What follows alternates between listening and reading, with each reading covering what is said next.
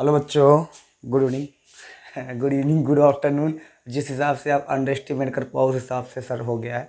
तो सर आज जो बात करेंगे हम ऑप्टिक्स के बारे में बात करेंगे। सर ऑप्टिक्स क्या है, ऑप्टिक्स में किस चैप्टर के बारे में बात करेंगे? क्लास 12 की फिजिक्स का तरंग प्रकाश के चैप्टर। और बहुत इंपॉर्टेंट है एग्जाम बेस के हिसाब से। और जितनी इंपॉर्टेंट चीज़ है, आउट ऑफ कंटेंट बात नहीं होगी, आउट ऑफ सिलेबस भी बात नहीं होगा। सर जो पढ़ाएंगे पूरा पढ़ाएंगे, बट सब चीज़ आ जाएंगे। और आज जितनी बातें होंगी कंसेप्चुअल बातें होंगी और डेरिवेशन वाले लॉजिकल जो आएंगे वो नेक्स्ट वीडियो में आएंगे। तो आज हम सारी बातों की बात करेंगे। सर पहले कहाँ से आया चैप्टर तरंग प्रकाश की, आया कहाँ से, तरंग प्रकाश की के बारे में किसने क्या बताया, और तरंग प्रकाश की में है क्या, ये सारी चीज़ों के बारे में आज देखेंगे। ठीक है, तो सबसे पहले बच्चा लोग कि तरंग प्रकाश की चैप्टर, तो ये आया कहाँ से पहले हम ये देखेंगे। ठीक है, तो लल्ला ये जो है तरंग प्रकाश की, ये ऑप्टिक्स का कंटेंट है। किसका? ऑप्टिक्स का। ऑप्टिक्स मतलब होता है प्रकाश की। क्या होता है? प्रकाश की। और ऑप्टिक्स को दो भागों में बांटा गया है। पहला है रे ऑप्टिक्स और दूसरा है wave optics. Wave optics, ray optics में होता है किरण प्रकाश की। क्या होता है? किरण प्रकाश की। और वेव ऑप्टिक्स में होता है तरंग प्रकाश की। क्या होता है? तरंग प्रकाश की। अब बात क्या होता है कि इस प्रकाश की क्या है, पहले ये बता दीजिए। देखो, प्रकाश की स्टडी ऑफ लाइट, प्रकाश के बारे में अध्ययन करना ही प्रकाश की कहलाता है। इसको दो भागों में बांटा गया है। पहला है रे ऑप्टिक्स, दूसरा है वेव ऑप्टिक्स। रे ऑप्टिक्स मतलब किरण प्रकाश की। किरण प्रकाश की किसे कहते हैं?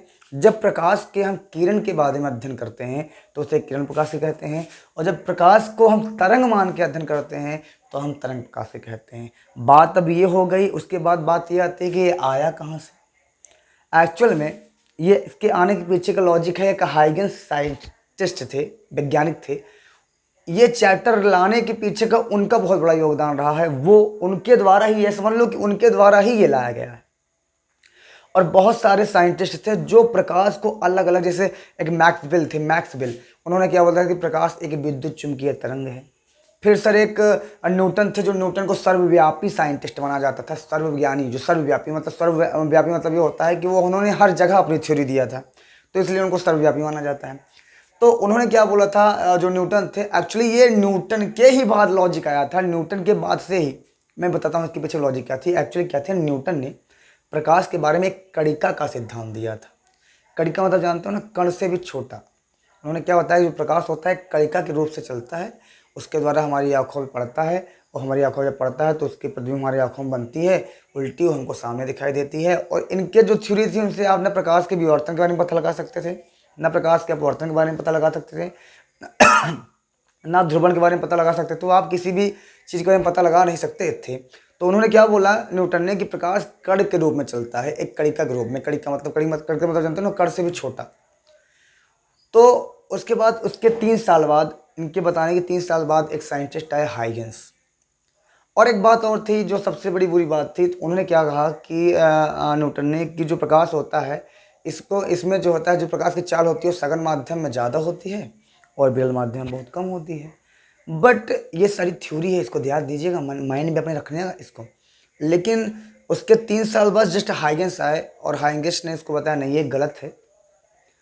सघन में प्रकाश की चाल कम होती है और विरल में ज़्यादा होती है। उन्होंने क्या बताया, सघन में ज़्यादा होती है, और जो हाइगेंस ने उन्होंने बताया नहीं, सघन में कम होती है। अब बात दोनों की हो गई। अब हाइगेंस को जो मानने वाले थे वो हाइगेंस की बात पे विश्वास कर रहे थे, और जो न्यूटन को मानने वाले थे वो न्यूटन की बात पे विश्वास कर रहे थे। बट लॉजिक निकल नहीं पा रहा कि किसका सही है और किसका गलत है। तब क्या हुआ, तब एक साइंटिस्ट और थे, उनका नाम था फौकाल्ट या फैकाल्ट। 1600 ईस्वी के आसपास की बात है लल्ला। तो फैकाल्ट आए, उन्होंने क्या किया, सबसे पहले प्रकाश की गति को नापा कि विरल माध्यम में कितनी होती है और सघन माध्यम में कितनी होती है। तो उन्होंने जो मापा मतलब नापा नहीं सर, हो जाता है थोड़ा थोड़ा फ्लो में निकल जाता है, जो मापा, तो उन्होंने पाया, जो हाइगेंस ने बताया था कि सघन में कम होती है, विरल में ज़्यादा होती है। तो उन्होंने क्या मापा कि उन्होंने करके दिखाया प्रेक्षण कि जो सघन में होती है प्रकाश की चाल वो कम होती है और विरल में ज़्यादा होती है, जिससे जो न्यूटन का कणिका का सिद्धांत था वो पीछे हट गया और हाइगेंस का सिद्धांत आगे आ गया। क्योंकि उस समय हाइगेंस की जीत हुई थी, जिसकी जीत होती है सर दिन उसी का होता है। और उसके बाद हाइगेंस की भी बहुत सारी थ्योरी में बहुत सारा प्रॉब्लम्स थी, लेकिन हाइगेंस की थ्योरी द्वारा हम प्रकाश का अपवर्तन, परावर्तन, इन सब चीज़ की व्याख्या कर सकते थे, ध्रुवण, विवर्तन, इन सब की। हालांकि कुछ चीज़ों के बारे में हम इस पर पता नहीं लगा पाए, नहीं पता चल पाया, तो लोगों ने क्या किया, संशोधन किया, उसके बाद लागू किया। लेकिन सबसे पहले चीज़, जब इनकी बात सही हो गई तो तरंग प्रकाश की इन्होंने क्या बोला हाइगेंस ने, कि जो प्रकाश होता है वो तरंग के माध्यम से चलता है। कैसे चलता है? प्रकाश जो तरंग के माध्यम से चलता है, और इसको माध्यम की आवश्यकता पड़ती है, प्रकाश को एक माध्यम की आवश्यकता पड़ती है, और वो माध्यम क्या है? ईथर है, जो कि भारहीन है और सर्वव्यापी है। मतलब आपसे कोई पूछा, उन्होंने दो सिद्धांत दिया था, हाइगेंस ने दो सिद्धांत दिया था। पहला क्या था बताता हूँ, दूसरा क्या था सब बताता हूँ। आज जितने सिद्धांत हैं इनके बारे में आज हम पूरा पढ़ लेंगे, कल हम इसका डेरिवेशन करेंगे, और परसों से हम सबसे इम्पोर्टेंट चीज़ें, मतलब नेक्स्ट वीडियो में, परसों से नहीं, नेक्स्ट वीडियो में सबसे इम्पोर्टेंट चीज़ व्यतिकरण, इंटरफेरेंस के बारे में बात करेंगे। बट हाइगेंस की थ्योरी को अभी निकाल दिया जाए, क्योंकि ये एग्जाम पर्पज से बहुत ज़्यादा इंपॉर्टेंट है। कुछ है नहीं, बस लॉजिक है, बातें हैं, इस बातों को याद रखना है और कुछ नहीं। ठीक है, स्टार्ट करें। देखो ध्यान से, मैं इसको इरेज करूँगा और मैं लिखूँगा, आप ध्यान से। ठीक है, तो सबसे पहले क्या है? ऑप्टिक्स, प्रकाश की किसे कहते हैं? प्रकाश के बारे में अध्ययन करना प्रकाशिकी कहलाता है। फिर किरण प्रकाश की, जब प्रकाश को हम किरण मान के अध्ययन करते हैं तो किरण प्रकाश की, जब प्रकाश को हम तरंग मान के अध्ययन करते हैं तो तरंग प्रकाश की। बात किसकी करना है हमको? तरंग प्रकाश की। क्लियर है? चलो स्टार्ट करें, आ जाओ स्टार्ट करते हैं लल्ला लोग। तो सबसे पहले आप डालोगे हाइगेंस का नियम। हाइगेंस का नियम, तो पहला नियम क्या है हाइगेंस का? पहला नियम क्या है हाइगेंस का? प्रथम नियम, हाइगेंस का प्रथम तरंग सिद्धांत। क्लियर? यहाँ तक किसी को दिक्कत? यहाँ तक किसी को दिक्कत तो नहीं होनी चाहिए मेरे ख्याल से। चलें स्टार्ट कर दें। तो आप यहाँ पे क्या लिखोगे? Huygens web theory. क्या लिखोगे? क्या लिखोगे? हाइगेंस। एक बार हमको इसकी स्पेलिंग के लिए हमको निकाल दिया गया था कि इंटरव्यू से, हाइगेंस फर्स्ट वेब थ्योरी। ठीक है, तो बस बहुत लॉजिक है, बहुत ज़्यादा आसान है, बहुत कठिन नहीं है। आप क्या लिखोगे कि प्रकाश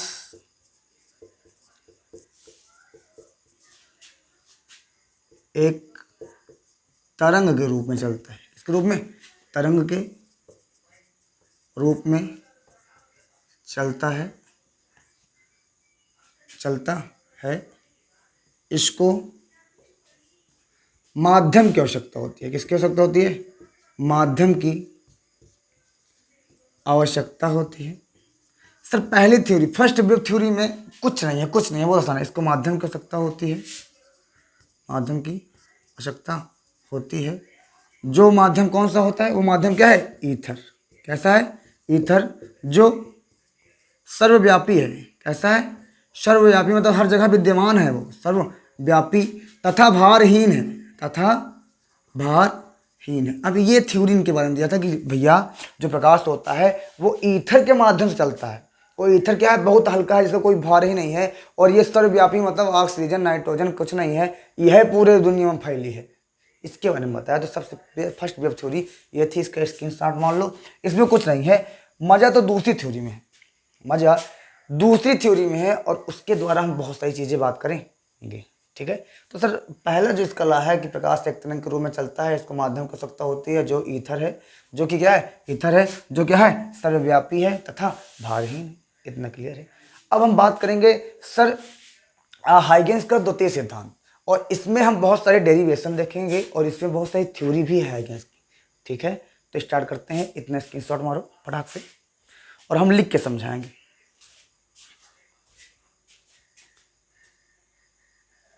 ये इनका जो होता है, हाइगेंस ने जब प्रथम तरंग का सिद्धांत दिया, उसके बाद उन्होंने उसके बाद जस्ट कुछ क्षण के बाद, मतलब कुछ दिन के बाद, उन्होंने फिर से सोचा, और उसके बाद उन्होंने एक सेकंड वेव थ्योरी दिया, और जिसके कारण इनका जो देने का जो इन्होंने जितने भी थ्योरी दिया था, इसके कारण ही सफल हो गए, क्योंकि इसके कारण उन्होंने क्या किया? प्रकाश के अपवर्तन और परावर्तन की व्याख्या आसानी से किया जा सकता है, और इनके थ्योरी के कारण बहुत सारे इनकी सफलता मिल गई, और जो थोड़ा बहुत प्रॉब्लम था वो लोगों ने संशोधन करके और इसका एक चैप्टर बना दिया। तो सबसे पहले क्या किया इन्होंने? देखो सबसे पहले समझो यहाँ पे, किसी माध्यम में तरंग संचरण की व्याख्या करने के लिए हाइगेंस ने द्वितीयक तरंगाओं की व्याख्या किया। मतलब क्या हुआ कि इन्होंने क्या बताया कि जो प्रकाश है वो तरंग के माध्यम से चलती है, मतलब ऐसे चलती है, ऐसे चलती है, तरंग नहीं। अब वो इसका जो माध्यम होगा वो अलग जगह पे अलग अलग होगा।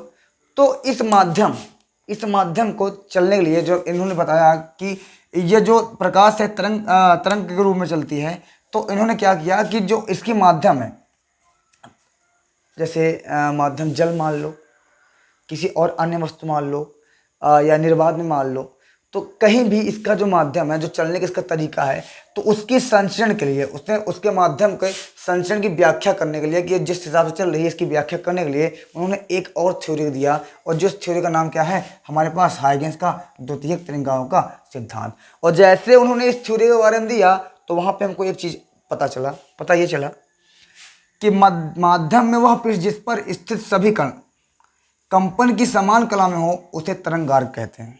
क्या कहते हैं?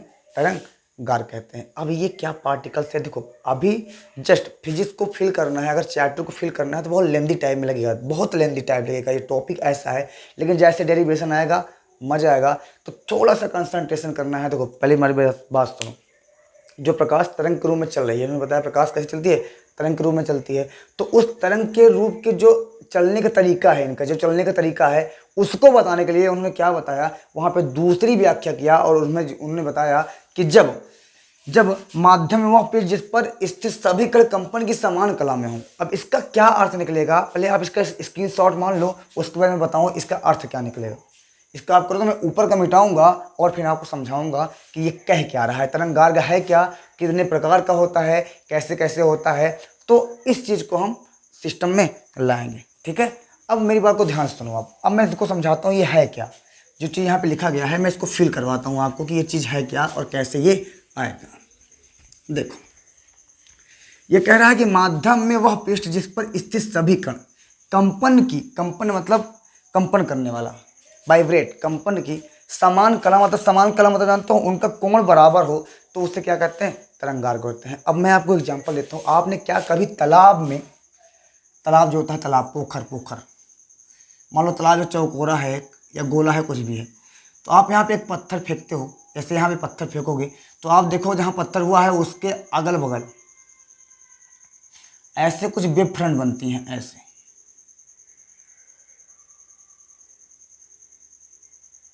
बनती हैं कि नहीं बनती हैं, वेव फ्रंट बनती हैं कि नहीं बनती हैं, ऐसे चेक करो, ऐसे। और ये कहाँ तक जाती हैं, जहाँ तक इसका लास्ट पॉइंट नहीं हो जाता, तो देखो ध्यान समझना मेरी बात को। ये जाती किधर रहती है, इधर देख लो, इधर जाती रहती है, लेकिन गोले टाइप बना के जाती हैं, ऐसे जाती हैं। एक गोला ऐसे बनाएंगी, दूसरा गोला ऐसे बनाएंगी, तीसरा गोला ऐसे बनाएंगी, चौथा गोला ऐसे बनाएंगी, ऐसे। जहाँ पे आप पत्थर फेंकते हो पानी में, तालाब में, तो वो क्या करती हैं, गोला बना के जाती हैं, ऐसे गोले बनाएंगी, फिर उससे बड़ा गोला, फिर ऐसे वो उड़ता नीचे, उड़ता और ऊपर उठेगा, फिर ऊपर जाएगा, फिर उठेगा, फिर ऊपर जाएगा, कुछ इस तरह से। लेकिन कहाँ तक जाती हैं, जहाँ तक उसका लास्ट पॉइंट रहता है, जहाँ तक वो तालाब खत्म नहीं हुआ रहता है। तो मेरी बात को ध्यान से सुनो। जो ये हो रहा है, जो ये घटना होती है ना, वही होती है तरंगार्ग। अब मेरी बात सुनो, यहाँ पे एक पॉइंट है, उससे जहाँ पे गोला बनता है, मान लो एक आपने यहाँ पे पत्थर मारा, तो इसके चारों तरफ एक गोला का निर्माण होगा। तो इससे यहाँ नापोगे, यहाँ मापोगे, यहाँ मापोगे, यहाँ मापोगे, ये पूरा गोला एक सर्कल जो बनाएगा वो एग्जैक्ट बनाएगा। तो इधर नापोगे तब भी इसका एंगल उतना होगा, इधर नापोगे तब भी उसका एंगल उतना होगा, इधर मापोगे तब भी उसका एंगल उतना होगा, इधर मापोगे तब भी उसका एंगल उतना होगा। मतलब एंगल में कोई परिवर्तन नहीं होगा। उसी को हम बोलते हैं फिजिक्स के बाद में कला मतलब कोण यानी एंगल। ये बोल रहा है कि माध्यम में वह पृष्ठ जिस पर स्थित सभी कण, देखो ये हमारा क्या है, माध्यम, कोई माध्यम इधर जा रहा है और उस पर स्थित सभी कण, पृष्ठ पर, ये पृष्ठ है इसका, जो गोला है इसका क्या है, पृष्ठ है, उस पर स्थित सभी कण, इस पर कुछ कण उपस्थित हैं, कंपन की समान कला में होती है। देखो ये वेव फ्रंट होती है जो उड़ती ऐसे चलती है, ऐसे उड़ती करती जाती है। तो ये पानी ऐसे होता है, फिर उसके बाद फिर एक पानी रहता है, उसके बाद फिर से एक पानी रहता है, उसके बाद फिर से एक पानी, ऐसे उठता घटता रहता है, पानी बढ़ता जाता है।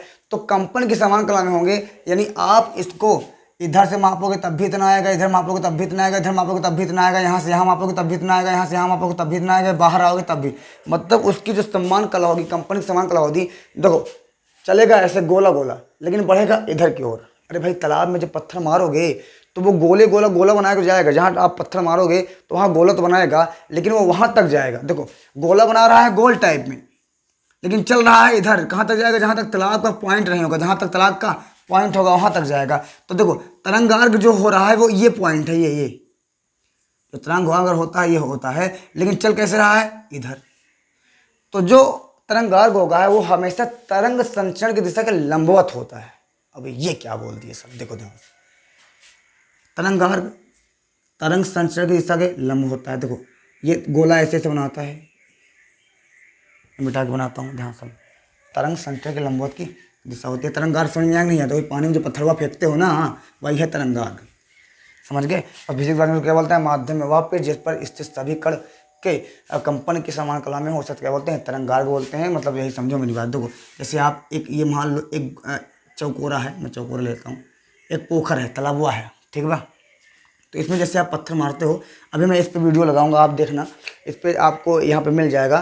तो उस पर जो तरंगार्ग लगा होता है, मेरी बात को ध्यान से सुनना, तो उस पर जहाँ पत्थर मारोगे तो वहाँ से निकलेगा वेव फ्रंट। देखो, और तरंगार्ग को इंग्लिश में क्या बोलते हैं, वेव फ्रंट। मान लो अपने यहाँ पे पत्थर मारा, तो ये गोला एक ऐसे बनाएगा, फिर अगला बड़ा इससे बड़ा गोला बनेगा, फिर इससे बड़ा गोला बनेगा, फिर इससे बड़ा गोला बनेगा, ऐसे बनता जाएगा। अब ऐसे बनेगा तो मेरी बात को ध्यान सुनना, ये जा किधर रहा है, इधर जा रहा है, और गोला किधर बन रहा है, इधर बन रहा है। तो तरंग गार्ग तरंग संचरण की दिशा, तरंग ऐसे चल रही है, देखो ऐसे, ये चल रही है इधर, तरंग संचरण के लंबवत होता है, मतलब ऐसे। अगर इसकी दिशा इधर होगी तो ये ऐसे, लंबवत मतलब जानते हो ना, लंबवत मतलब जानते हो। अगर ये ऐसे चल रहा है, ये हाथ हमारा है, तो इसके जस्ट ये लंबवत। अगर ये ऐसे चल रहा है तो इसका लंब ऐसे होगा। अगर ये इधर चल रहा है तो इसका लंब ऐसे होगा। अगर ये इधर चल रहा है तो इसका लंब ऐसे होगा। अगर ये ऐसे है तो लंब कैसे होगा, ऐसा होगा। अगर ये ऐसा है तो लंब कैसा होगा, ऐसा होगा। मेरी बात समझना, लंबवत। तो तरंगार्ग, मान लो ये तरंगार्ग, मैं बोलूँ कि ये तुम्हारी तरंग की दिशा चल रही है, मैं बोल दूँ कि ये तुम्हारा क्या है, तरंग चल रहा है इधर से, तो तरंगार्ग कैसे होगा, अगर ये ऐसे चल रहा है तरंगार्ग ऐसे हो जाएगा, इसका लंबवत क्या हो जाएगा, इसके लंबवत हो जाएगा। तो तरंग संचरण क्या होता है, लंबवत होता है। और ये 3 प्रकार के होते हैं। कितने प्रकार के होते हैं, 3 प्रकार के होते हैं। मैं कौन कौन होते हैं मैं बताता हूँ तुमको ध्यान से। तरंगार्ग किसे कहते हैं, सिंपल सा लॉजिक है कि माध्यम में वह पेड़ जिस पर स्थित सभी कण कंपन के समान कला में हो, उसे क्या बोलते हैं, तरंगार्ग। मतलब आप पत्थर मारोगे जब, तो चारों तरफ बराबर विफरण बनेगा, चारों तरफ गोला बराबर बनेगा। तो जो गोला बराबर बन रहा है, जो गोला बराबर बन रहा है, वो हमारा तरंगार्ग है। और चलता किधर जाता है, कोने तक, जहाँ तक उसके तालाब नहीं खत्म होता है वहाँ तक। तो चलता उधर है लेकिन गोला ऐसे बनाता है। मेरी बात सुन, चलता इधर है लेकिन गोला ऐसे बनाता है। तो चल किधर रहा है, ऐसे, और गोला कैसे बना रहा है, ऐसे बना रहा है। तो जो गोला बना रहा है तो वो तरंगार्ग है, और जो चल रहा है तरंग संचरण के लंबवत। समझ गए ना, ऐसे। कितने प्रकार के होता है, 3 प्रकार के होते हैं, बताता हूँ कौन कौन से। नंबर 1 होता है गोलीय तरंगार्ग। कैसा, गोलीय तरंगार्ग, गोलीय तरंगार्ग। नंबर 2 होता है हमारा बेलनाकार, बेलनाकार तरंगार्ग। और नंबर 3 क्या होता है, समतल तरंगार्ग। मैं समझा देता हूँ इसको, समतल तरंगार्ग, ठीक है। अब मेरी बात को ध्यान सुनो, और ये और बताता है। देखो तरंगार्ग जो होता है जब चलता है ना, तो देखो जैसे यहाँ पे चल रहा है, उन्होंने बताया, जैसे यहाँ पत्थर मारे हो आप, तो ये चल रहा है, ऐसे चल रहा है, तो ये जहाँ एक दूसरे को काटता है वहाँ से एक नई दिशा निकालता है। जहाँ एक दूसरे काटेगा वहाँ पे, मान लो मैं ऐसे करूँ, मान लो मैं ऐसे चल रहा है, एक कोई तरंगार्ग ऐसे चल रहा है, यहाँ पे मैं कोई पॉइंट ले लूँ, यहाँ पे एक बार को सुनना ध्यान से, हाँ। मान लो इसका पॉइंट ये, तो इससे इधर जा रहा है, इससे इधर जा रहा है, इससे इधर जा रहा है, फिर आगे जाएगा जहाँ टकराएगा। तो अगर जहाँ पॉइंट बनेगा, देखो यहाँ पे पॉइंट बनेगा, तो यहाँ से ये अलग चले जाएगा, ये अलग दिशा जाएगा। मेरी बात समझ रहे हो, नहीं समझ रहे हो कि ये जो होता है तरंग संचरण क्या होता है, लंबवत होता है। तो इसकी जो जब ये आगे चलता है, जैसे आगे चलता है तो वो एक नई दिशा का निर्माण करता है। मेरी बात को बस ऐसे, तो मैं अपने हिसाब से बता रहा हूँ, किताबी थ्योरी मत करो। जैसे कोई आदमी चल रहा है, तो गया यहाँ पे 2 मोड़ मिला है, यहाँ रास्ता मिला है और एक रास्ता ऐसे गया, एक रास्ता यहाँ मिल गया, एक रास्ता यहाँ मिल गया, तो यहाँ गया, फिर एक रास्ता यहाँ मिला, एक रास्ता यहाँ मिला, फिर आगे गया, एक रास्ता यहाँ मिला, फिर आगे यहाँ मिला। तो जैसे जैसे आगे बढ़ेगा उसको एक नए रास्ता मिलेगा, और जैसे जैसे आगे बढ़ेगा वो एक नया रास्ता निकालता है। इसी तरह ये हो रही है, तरंगार्ग जो होता है जब चलता है तो एक नई दिशा का निर्माण करता है अपने आप में, बस और कुछ लॉजिक नहीं है। जैसे मैं पढ़ाऊँ वैसे समझो, समझ में आया, आगे बढ़े। देखो ध्यान, गोलीय तरंगार कैसा होता है, किसे कहते हैं, गोलीय तरंगार किसे कहते हैं। मैं एक डिफिनेशन लिख रहा हूँ, उसमें सारी चीज़ें क्लियर हो जाएगी। गोलीय तरंगार का मतलब कैसा होगा, मान लो ये एक सन है, सूरज, इससे प्रकाश कैसे निकलता है, ऐसे निकलता है।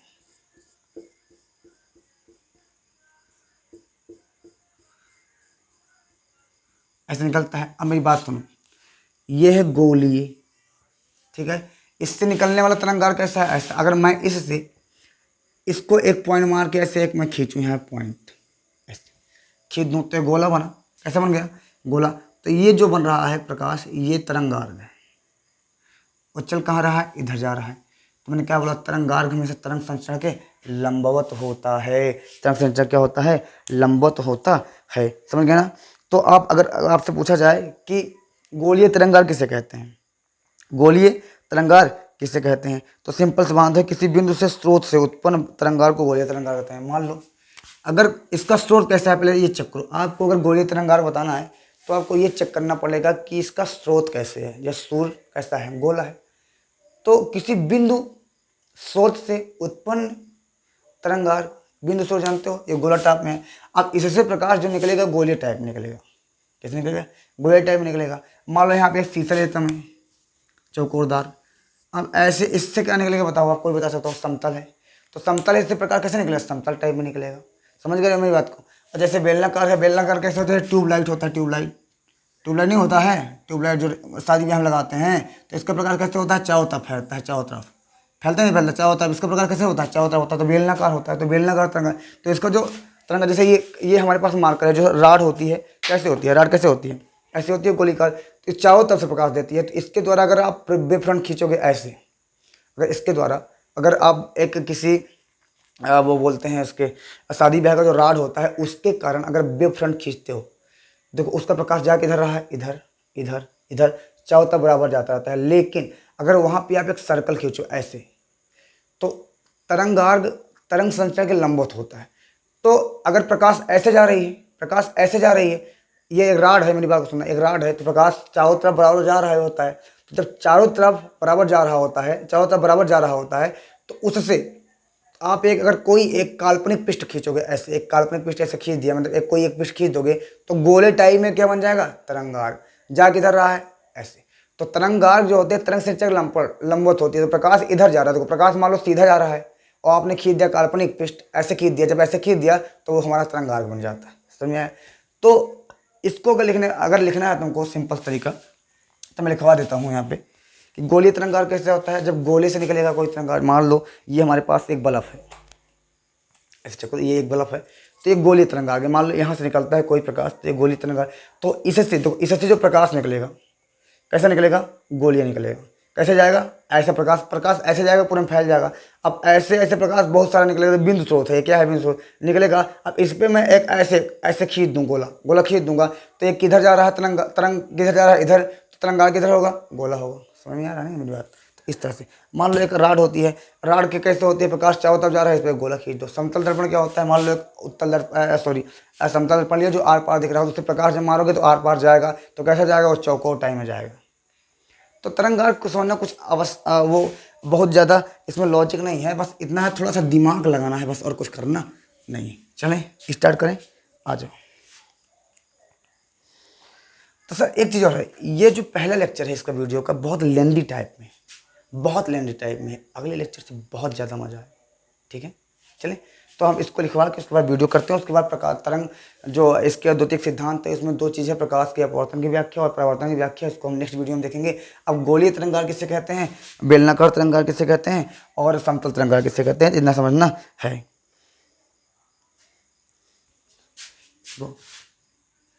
किसी बिंदु स्रोत से उत्पन्न तरंगार्घ को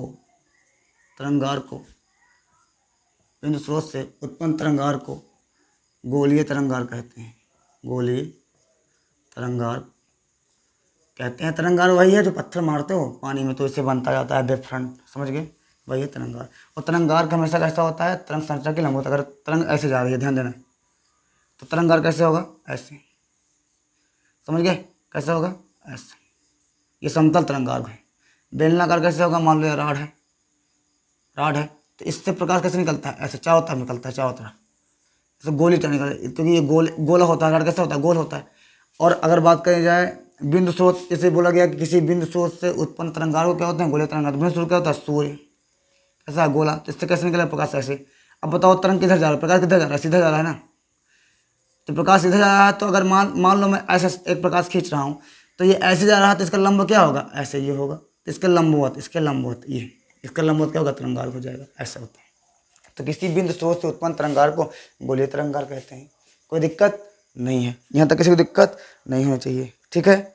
रेखीय स्रोत से उत्पन्न तरंगार्क को बेलनाकार कहते हैं। जैसे रेखीय तरंग, ये देखो एक रेखीय है ना, ये जो राड होती है, राड होती है, कैसा होता है, रेखीय स्रोत होता है इसका। रेखीय स्रोत से उत्पन्न, लिख लो यहाँ पे, लिखना चाहो तो, रेखीय स्रोत से उत्पन्न तरंगार्क को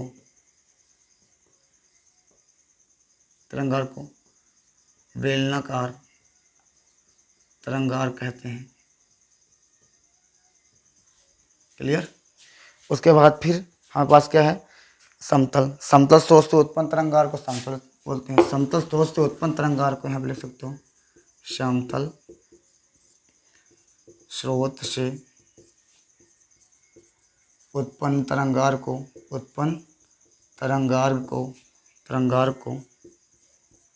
समतल तरंगार्क कहते हैं। इसको दिक्कत नहीं होनी चाहिए, ठीक है। तो इसका टॉपिक यही था कि तरंगार्क क्या है, तो पत्थर मारो पानी में, चाहे उधर से पानी उठता है, चाहे तो पानी उठ रहा है, वो तरंगार्क है। जाता किधर है, वहाँ तक जहाँ तक उसका किनारा होता है, तो जहाँ तक किनारा हो रहा है वहाँ तक जा रहा है, तो जहाँ जा रहा है वो तरंग है, और जो गोला बना रहा है वो तरंगार्क है। समझ में आएगा। वो तरंगार्क कितनी प्रकार के होते हैं, गोल भी हो सकता है, बेलनाकार भी हो सकता है, समतल भी हो सकता है। तो गोलीय तरंग है, जब बिंदु स्रोत से उत्पन्न गोलीय तरंगार्क होता है। जो किसी रेखीय स्रोत से उत्पन्न हो रहा है तो सर बेलनाकार होगा, समतल स्रोत से हो रहा है तो समतल, ठीक है। अगला जो हमारा टॉपिक होगा वो प्रकाश के अपवर्तन तथा परिवर्तन की व्याख्या होगा, उसका हम डेरिवेशन करेंगे। अभी के लिए इतना काफ़ी है सर, थोड़ा लेंथी टाइम में था। अगली वाली जो वीडियो होगी बहुत गजब की वीडियो होगी। डेरिवेशन सर मैथमेटिकल जो होता है बहुत मज़ा आता है करने में, कंसेप्चुअल जो होता है उसको करने में मज़ा कम आता है, और वैसे भी चैप्टर थोड़ा लेंथी टाइप में है, ठीक है। चलो, okay, thank you, good bye, night.